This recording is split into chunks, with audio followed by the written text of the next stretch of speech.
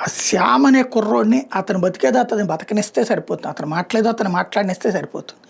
శ్యామ్ చెప్పగానే మార్వాడీలందరూ తెలంగాణ వదిలేసిపోరు, లేదా అతను పాట పాడేశారని చెప్పేసి మార్వాడీలు ఎవరు వ్యాపారం మానేయరు, లేదా కోమట్లు మార్వాడీలు గొడవలు పడరు, లేదా తెలంగాణను గుజరాత్ వాళ్ళు ఏం గొడవ పడరు. ఒక్కొక్కళ్ళకి ఒక్కొక్క టెంపర్ ఉంటుంది.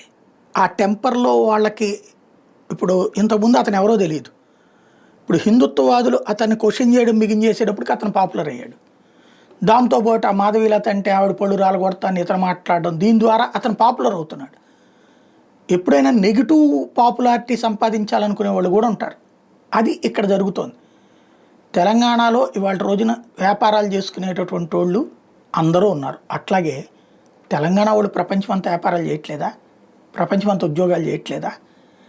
వాళ్ళని అరబ్ దేశాల్లో తరిమేస్తే ఒప్పుకుంటామా, లేకపోతే యూరప్లో తరిమేస్తే ఒప్పుకుంటామా? లేదు కదా. వ్యాపారాలు అక్కడ చేయనివ్వట్లేదు, అక్కడ దోచుకుంటున్నారంటే ఒప్పుకుంటామా? లేదు కదా. ఇలాంటి వాళ్ళు మాట్లాడేటటువంటిది ఏంటంటే వాళ్ళు దాన్ని ఏమంటారంటే సెల్ఫ్ రికగ్నైజేషన్ కోసం ప్రయత్నిస్తుంటారు. అలాంటి వాళ్ళకి అతి ప్రచారం చేసి పెడుతున్నామేమో ఆలోచించుకుంటే బెటర్.